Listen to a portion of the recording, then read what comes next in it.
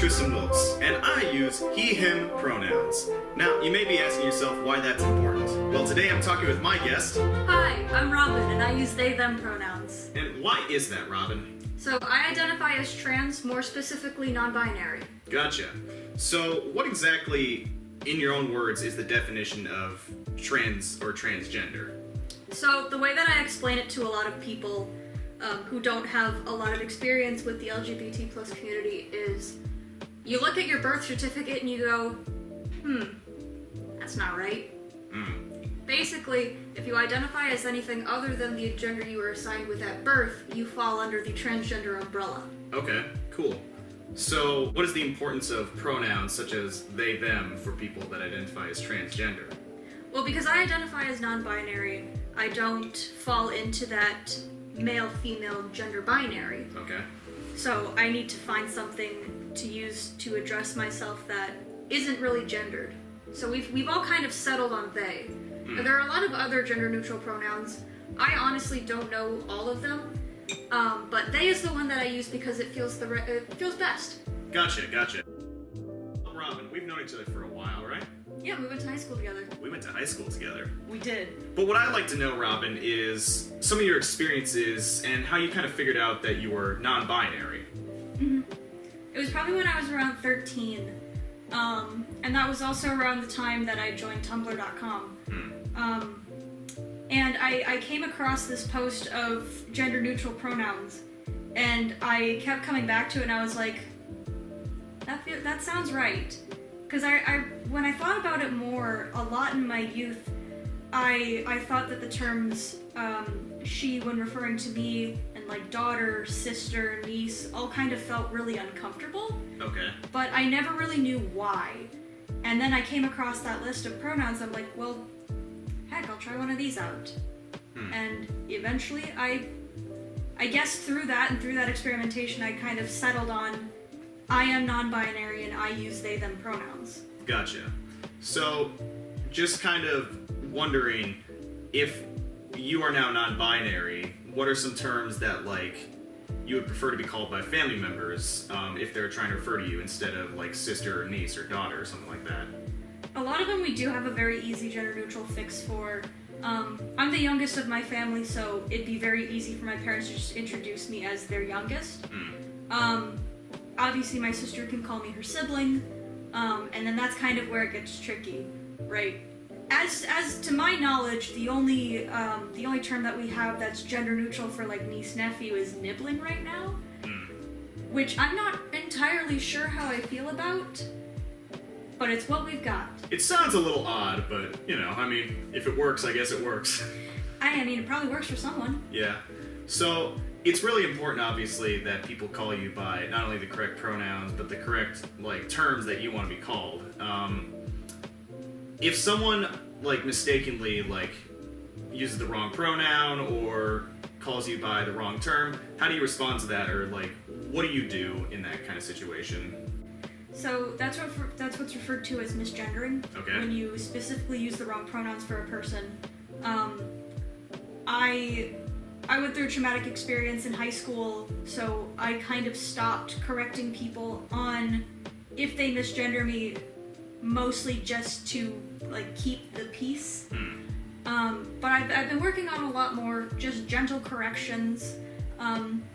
You know, if people slip up, just a very casual like, I use they them pronouns. And a piece of advice that I want to give people for if they accidentally misgender their trans friends, and someone corrects you, say thank you rather than I'm sorry. Saying I'm sorry kind of forces the other person to say it's okay. Saying thank you acknowledges that you made a mistake, you understand that you made a mistake, and you respect the fact that that person chose to correct you. You know, we're not doing it out of spite, we're not doing it to be mean. It would just be as if your mom called you by your brother's name. Yeah. When people transition, I guess just because obviously there's the concept of dead names. When people transition, do they always change their name, or is that more of a person-by-person thing? I personally chose a new name for myself because I didn't like the one that I was given at birth. There was nothing wrong with it, it just wasn't me. It wasn't mine. and it was a very gendered name, so I wanted to go with something that was more gender neutral. Whether someone who is a trans woman might choose something more feminine, a trans man might choose something more masculine. It really depends on the situation. There are some trans people that don't change their names, whether it's by personal choice or for some other reason. Maybe they like the name that they were given. Mm-hmm. It really is a case-by-case situation.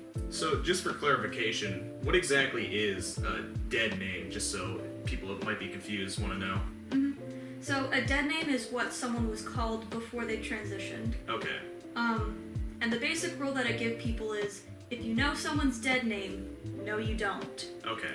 There's nothing that I hate more than when people tell stories about me when I was younger, and they're like, oh, but at that time Robin was actually...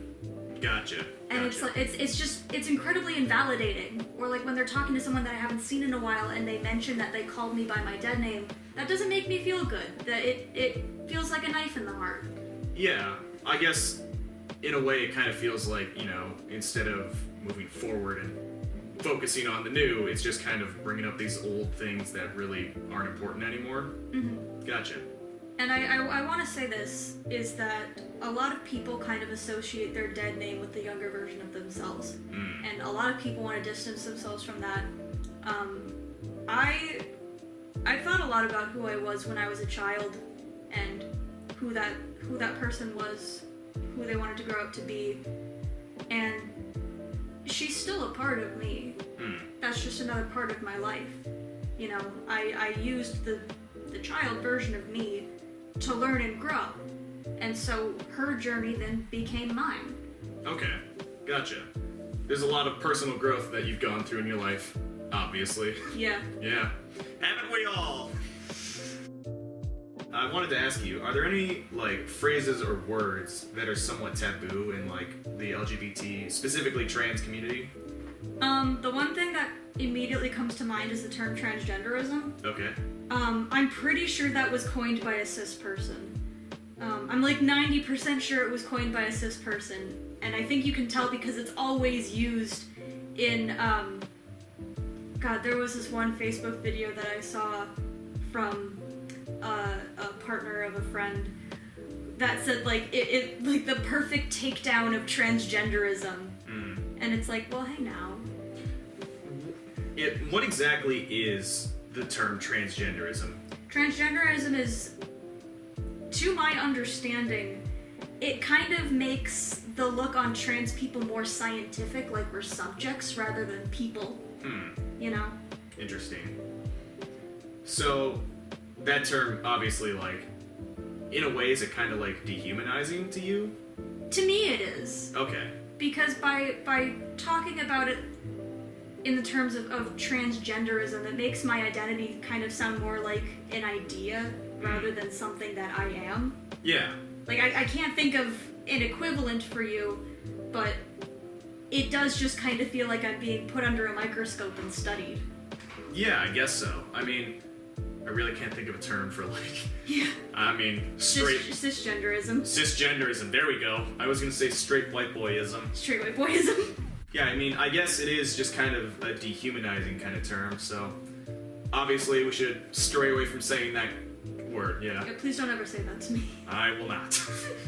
So, moving on, there are some other phrases and words that obviously get thrown around, and for some people, like me, I don't know what each one of them really means, but I guess there are some terms, which I'm kind of curious, if it's more of a person-by-person thing used to, talk about yourself. Like, some people who are LGBT will refer to themselves as queer, whereas other people won't really like that, and they'll ask that you refer to them some other way. From your experience, or from your knowledge, is that more of a person-by-person thing? Yes. So the thing about the term queer is that a lot of people don't like using it because it was used against us as a slur. Mm. And then over time we reclaimed that, and now we use it as kind of an umbrella term for the entire LGBT plus community. Obviously there are people who don't want to be called queer, but they also cannot stop other people from calling themselves queer. It's kind of like in the very early stages of the LGBT movement as a group, trans people to identify themselves would call themselves trannies, which is now definitely a slur. Obviously, I wouldn't call myself that, but I guess in the sense it's kind of like using the word queer. They took that word that was used violently against them and then said, yeah, this is me. What are you gonna do about it? Gotcha. So obviously, like, if you want to know more about what kinds of phrases or words to refer some people by, you should just be upfront and kind of ask them what they prefer. Right. Okay, yeah. That makes sense. It's kind of like diets. You know, if you're having someone over for dinner, ask them what they would like. I guess that makes sense. Yeah. You never know if someone's a vegetarian or vegan till you ask. Now, Robin, obviously, from my knowledge, being transgender is not the easiest thing in the world. No. No. So I guess if you're comfortable, I would like to kind of talk about, you know, some of the scarier parts about being transgender, at least based on like things that you know about it. Mm-hmm. So I guess like high school, middle school, school in general is really hard. But I guess for you, because like your school experience is probably way different than my school experience. So I guess I'm curious, are there any like moments that really stand out to you as like were kind of more difficult for you just because of, you know, being transgender? Some of my clearest memories of high school are the first days of being in a new class, sitting down and just, you know, when like the teacher is calling roll call and you're already like getting nervous to say, like, here. For me, it was, I would always send my teachers an email like a day or so before the class started saying, hey, my name's Robin. On the roster it probably says something different, but I'm trans, I use they, them pronouns, this is why, please call me by this name. And it didn't always take. So I would always just be sitting there in that seat really, really scared of like, am I gonna be outed in front of everyone? Really the scariest things about being trans for me is how I will end up relating in society. Because you really never know what prejudices people have or what they're gonna think you until they know that about you. And in high school, especially, that translated to, am I going to be outed in front of my entire class because I go by a different name, which Robin isn't my middle name, and that's usually what people would think is like, oh, so you want to go by your middle name. I'm like, no, not that.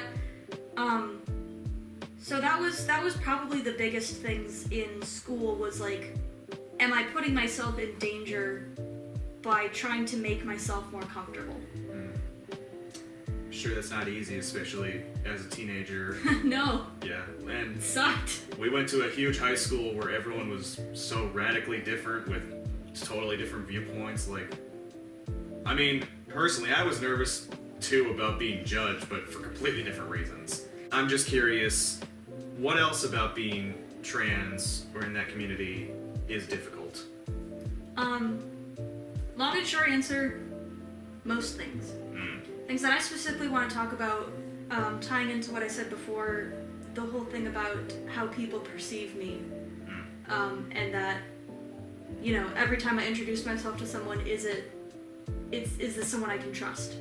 Is this someone who, when they know that I am trans, which is a core part of my identity, are they still going to treat me with the same respect that they treat cis people with?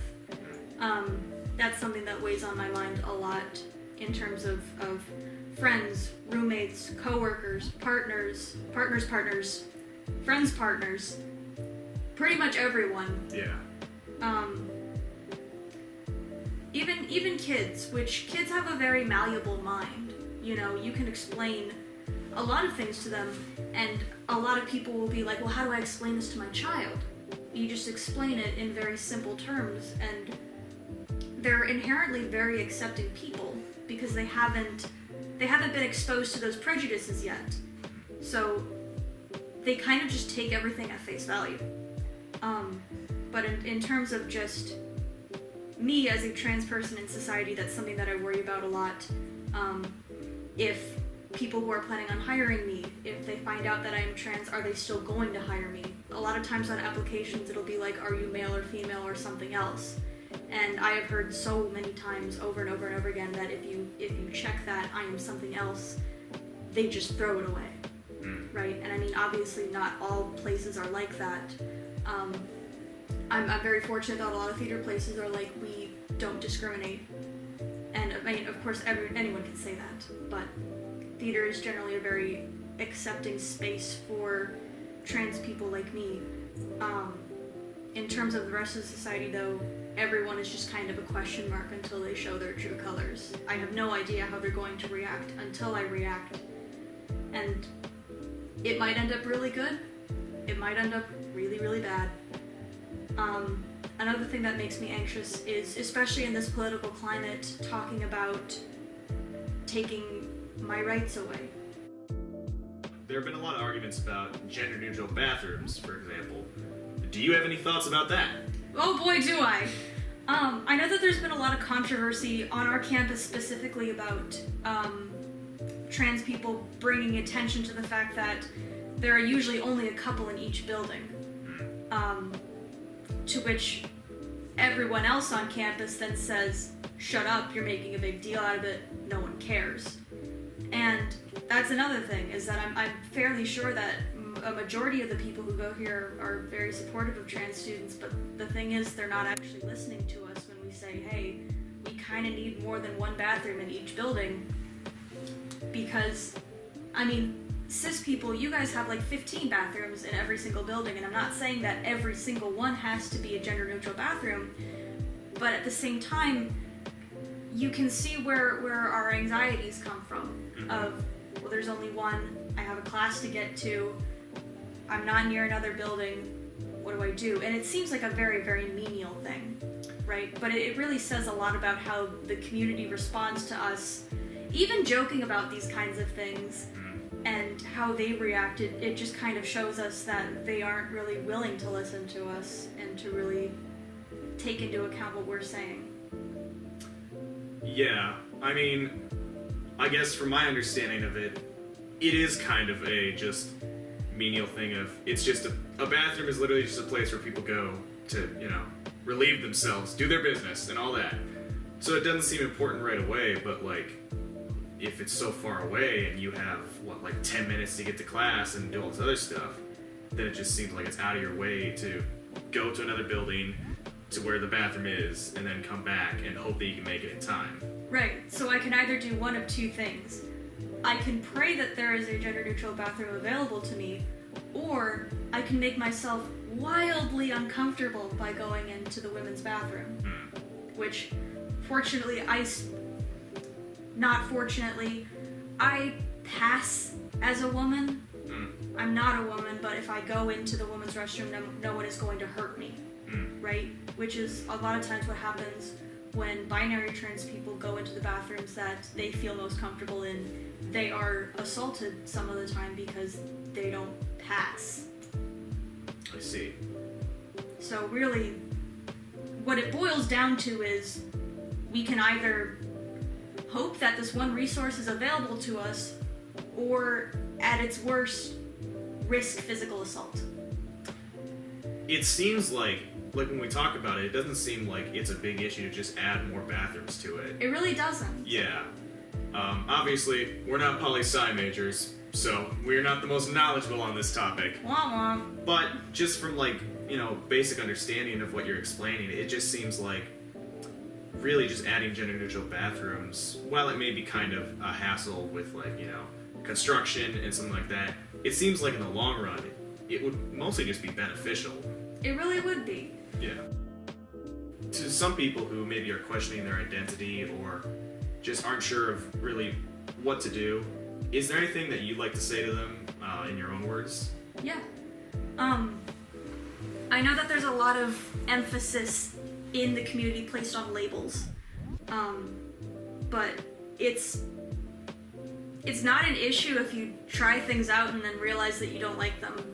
If you're questioning your identity, try something. Don't like it. Switch it out for another thing. Maybe like it. Who knows? Your identity is your own, and your identity can be fluid. You don't have to know right away. I thought I was straight for most of my life. I also thought that I was cis for most of my life, and obviously, I'm not. I came to these terms through years and years and years of my own experiences and my own questions and my own research.